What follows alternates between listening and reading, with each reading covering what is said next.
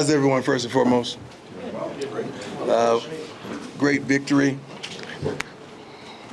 I'm a little upset because of the way we landed.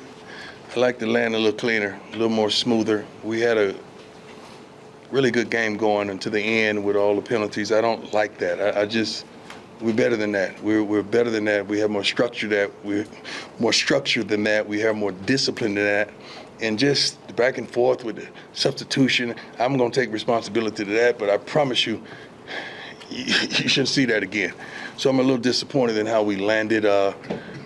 Mata was phenomenal at the conclusion of the game, doing what he did. Like I always tell him, I don't care how high I go through the uprights, they don't give you points for that. As long as it goes through, I'm good with that. Great team. They did not beat themselves. They played soundly. I mean, they wasn't going to give up. We increased the lead by a margin at one point. They still didn't give in or give up. That's a testament to their coaches and their staff. Played their butts off. We had some guys fighting through pain, fighting through agony and all that, but they stayed out there and gave it their all until they couldn't do it anymore. But overall, love what we did running the football. We made a conscious effort in the beginning of the week that we were gonna run the football. Isaiah did a wonderful job. Dallin did as well. I mean, you look at stats sometimes, you go in at halftime and you're critical of some things, then you say, he's what? He's 22 for what? Yeah, like it don't make sense because we take it for granted how good this young man is. And I would be saying that even if he wasn't my son, but he just happened to be. Travis was phenomenal. Jimmy, he's very apologetic on the taunting penalty that he got called. Ajante, we blessed him with, he wanted number one when he came here. Number one ain't something you acquire. It's something, it's given to you. It's not a number that you choose for yourself. I'm old school. So we presented that he earned it. He earned it. So I gave it to him tonight. Afterwards, going into the bye week, Draylon was tremendous as well. Mate, Mark Bissett did the doggone thing, and 3 inside the 20. I think 3 inside, the 5 or the 10? Something phenomenal like that. Cam, Selman did his thing. Overall, good game. Just not excited about the way we landed the play. Let's go. You want to tell him to talk to Peggy? Sorry. Peggy is fighting COVID right now, and we wanted to give her love and appreciation and present her with the game ball. So we called her. Rick was gracious enough to call her, and she answered on the first ring like in Peggy fashion with plenty of energy and that oomph that she has. And we told her that she is going to a bowl now. We want to make sure she goes to the best possible bowl that she could possibly go to. And that means a lot to us. That really does. And she was so appreciative and thankful. But she means so much to this program. So we're glad that we could honor her in that realm. Now we just got to get a private plane to make sure she's comfortable on the way there. Yeah, we ain't put Peggy on the regular plane, I promise you that. But I'm thankful that we were able to do that for her. Now let's go, right? Okay, yeah, Okay. go ahead. Hi, Coach. How you doing? Good. Nikki Edwards, Hughes Sports Report. You mentioned Peggy. This fan base hasn't seen a bowl game since 2020, something that this program has been striving for. What does it mean to acquire that tonight, and what's in the future for this team? It's cute. It really is, because we really want that, but that's not all we're after.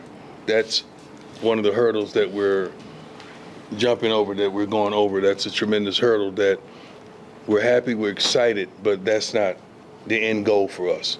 That's the beginning. That's the beginning. But we are thankful and appreciative that the hard work is going noticed. Tyler, go ahead. Hey, Coach. Tyler King. How you doing, my man? I'm doing well, thank you. Just wanted to get your take on the end of the first half, how important that was. You guys get the stop and then Right. get the touchdown with 31 seconds left to take that 10-point lead going halftime. How nice was that to see your guys execute in that Well, moment? it wasn't. You're thinking about those type of things. You're thinking about the usage of your timeouts. You're thinking about scoring and knowing we're getting the ball back in the second half, and you double down on it. You get points, and you come back and you come out the first half and you score, and second half and you score too. That's tremendous. We're excited with some of the things that we're doing. We really are. But some of the things we're still working, and we're still a work in progress. And We're happy about some things. We're happy about some of the players and what they're doing. I got to see the film to see what everyone truly did and clean up some of the mistakes we made, tremendous mistakes we made, because we shouldn't have let that game get that close. But we got the dub. That's what counts. Brian, go ahead. Hey, Coach. Brian Howell. Yes, sir. Two questions for you. First off, how good was it to see Travis be Travis again after a couple of off weeks? Injured weeks. Well, we never doubt Travis whatsoever. So him being himself is just what we expect. That's the only thing we expect. We don't expect to see anything else. And the second question is just him, but also the entire secondary. The way you guys shut down their passing game, and their receiver, Xavier Henderson's really good. I think Yeah. he's a dumb catch tonight. Yeah, but we got some good DBs too. I mean, that's not taking nothing away from them, but I think we have 3 to 4 corners that can start anywhere. So I'm really satisfied with that, and we're improving each week. But the front end complements the back end and vice versa. I think we're striving. We're making strides to be where we want to be and to do some of the things that we want to do. Go ahead, Jack. Hey, Coach, Jack Harlow with Buffalo's Wire. Thoughts on Shador? Had a more Shador-like night. I think 25 for 30. Yeah. What was he last week? 23-33. Yeah, it was pretty good, huh? A couple picks. That's not who he is. So, but tonight was one of those nights, and I mean, shoot, that's what we expect. He's so darn good that we don't give him the credit that he deserves for some of the things that he does. Coach, you started 15 of 15 school record. Wow. See, you don't even know that stuff because you're into the game and you're coaching. You don't even think about that kind of stuff. I remember, I think he did that one time in Jackson, that he was phenomenal like that. But wow.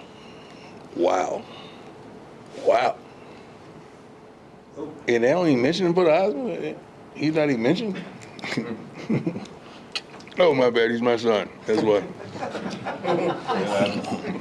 Hi, Coach. Adam Wilson, your 24/7 Sports. Yes, sir. Alejandro tied a career long with a 47-yarder.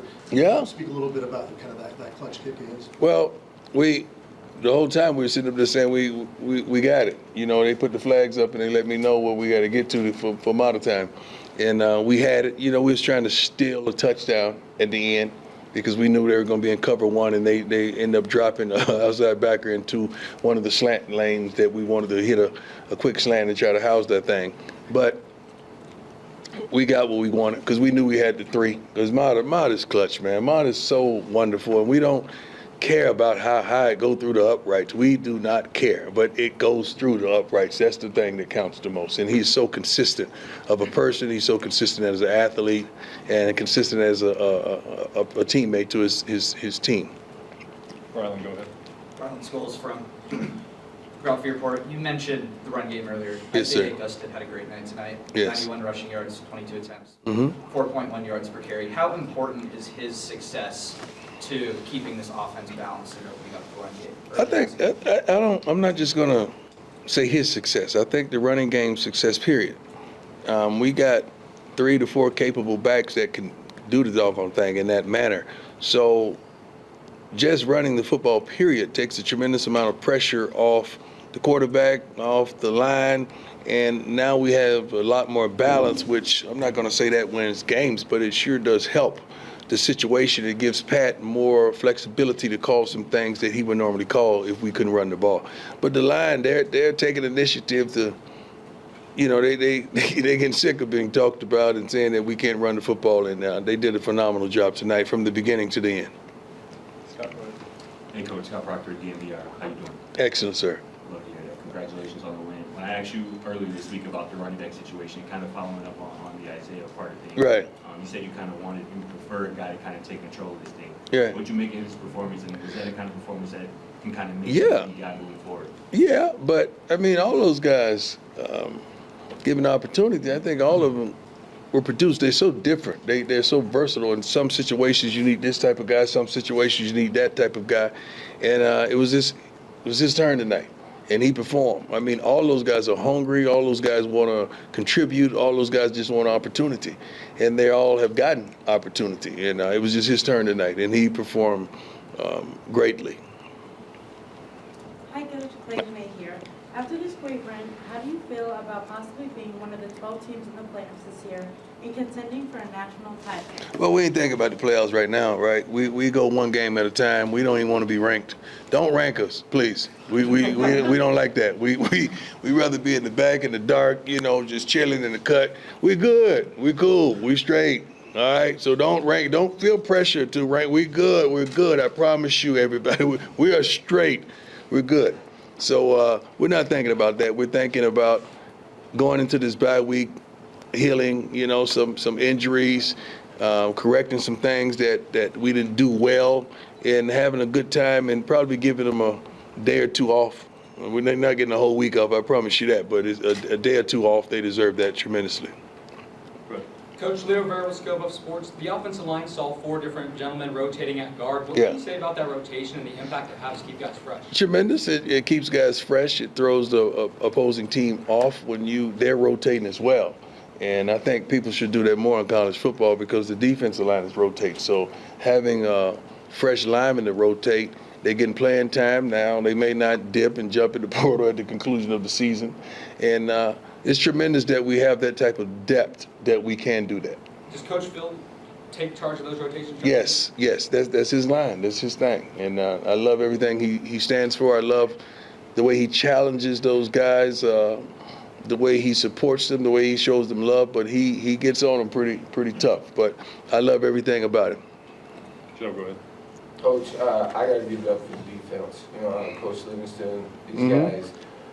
Constant pressure, constant harassment as a quarterback. Big difference from last year. I think last year a couple of these games could have gone Sue's way with the defense like that. Could you talk a little bit about the defense? Well, let's flush. Can we flush last year? Let's flush that down the toilet. And let's not even look down there. Okay? Let's just flush it and walk away. Okay?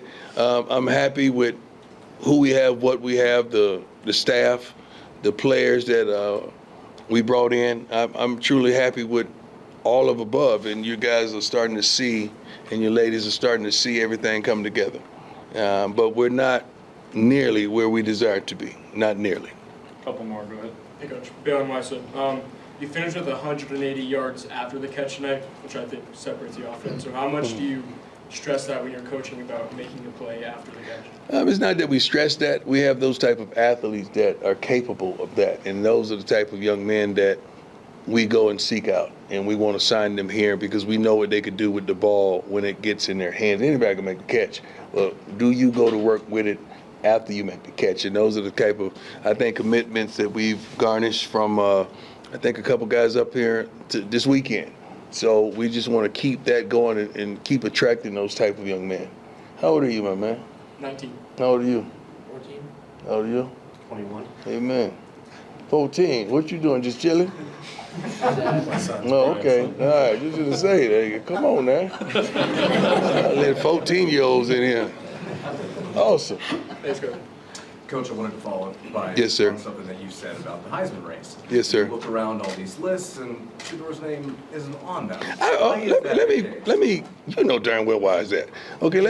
Y'all know why is that. Stop. Y'all stop. I don't care. I really don't. It's just strange. It's just funny to me. I just think it's just ignorant. But it's funny. It's funny to us because Shador could care less. Shador wants to be drafted in a wonderful city. He wants to win out, and that's what he thinks about. He ain't thinking about no darn Heisman, man. So I'm happy now. Travis is the best college football player in the country. We all know that. Why are we even deliberating over that? So what are we doing? Like, when does that change? So what's the criteria? Somebody need to say what's the criteria of that prestigious award, because we're looking at the best high school football player that hadn't been a Travis Hunter ever. And I'm sitting up here saying that. My other question is, we've been talking about the running game, but this is the second consecutive game, and I know the game dictates it, where you've rushed more than you've thrown the ball. What does it say about the development of your program that you've come that far? Well, our program, we've come. We're on a wonderful journey. We know what direction we're going. We've done this before at several different locations, all the way from youth all the way up, and this ain't nothing new to us, truly. And we're just happy that we've gotten the opportunity to show you what we're capable of doing.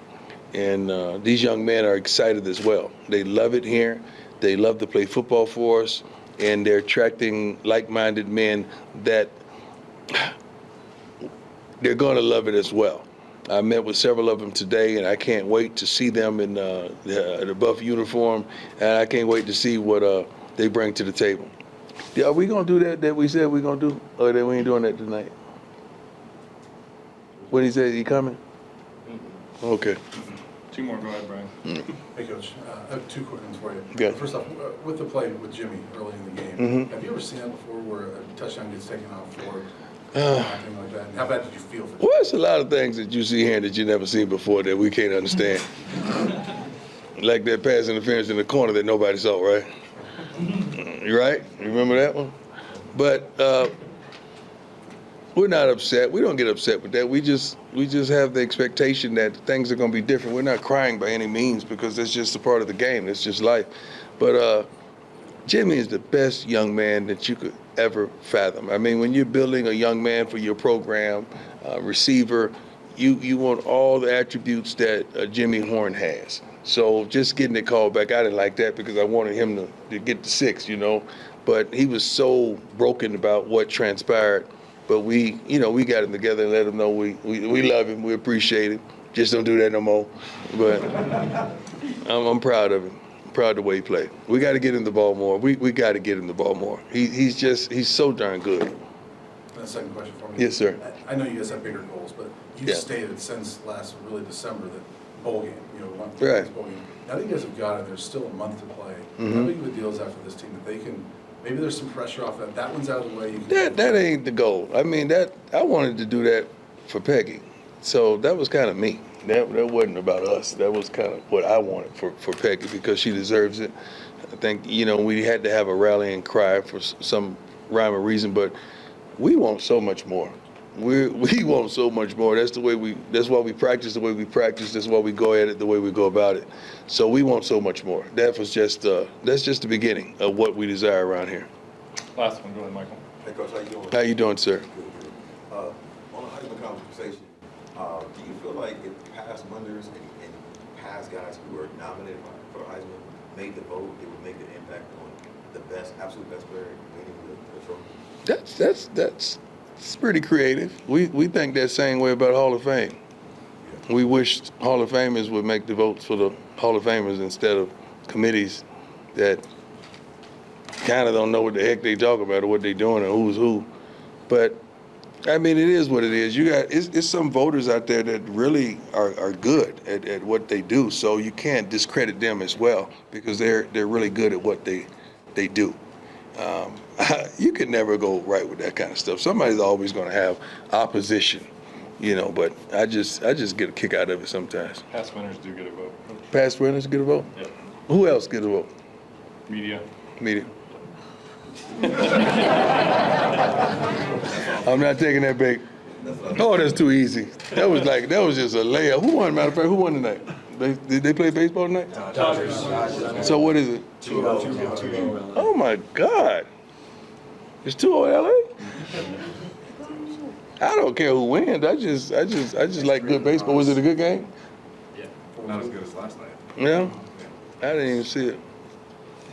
Oh God. I was worried about this thing that we got going on. Anybody else we good? We got the last one? Before I get in? Yes, sir. Go ahead, sir. My brother. What's going on? But what was your mindset today going against Cincinnati? Also, can you talk about? Take your time, my brother. You good? Let me answer one at a time. My mindset. We wanted to win. We wanted to play good, solid football, fundamentally strong. We didn't want to go in there and come out of there with a multitude of penalties because that just ruined it for you. We wanted to be balanced on every phase of our game, running the football, throwing the ball, stopping the run, defending the pass, special teams. We wanted to punt well. We knew Mott was going to do his thing as well as Mate. But one thing that we're really trying to get is that ball in the end zone on kickoffs. We're really trying to get that ball in the end zone. I think we had a couple touchbacks today. And that's tremendous for us, but we gotta get that ball in the end zone so we don't even give them opportunity. So that was the mindset. We really wanted to go out there Home game, we the best fan base ever. Matter of fact, let me say this. To whom it may concern, please don't throw bottles and things on the field. We're better than that. We're so much better than that. And the people that are doing that, you're better than that. And nobody deserves that. Somebody's going to get hit, somebody's going to get hurt. Now you're going to jail and you're going to second guess that. Then they're going to throw you out of school and it's going to be all of that. And you don't want that. We're better than that. So let's not do that by any means. We're so much better than that as a university, as young men and women in the crowd. We are so better than that. So thank you for not doing that anymore. If you hearing this message, it's critical because we are so much better than that. Yes, sir. Lincoln Road Team Independent. So you just brought up, having to speak to the fans directly to ask them to stop throwing the trash.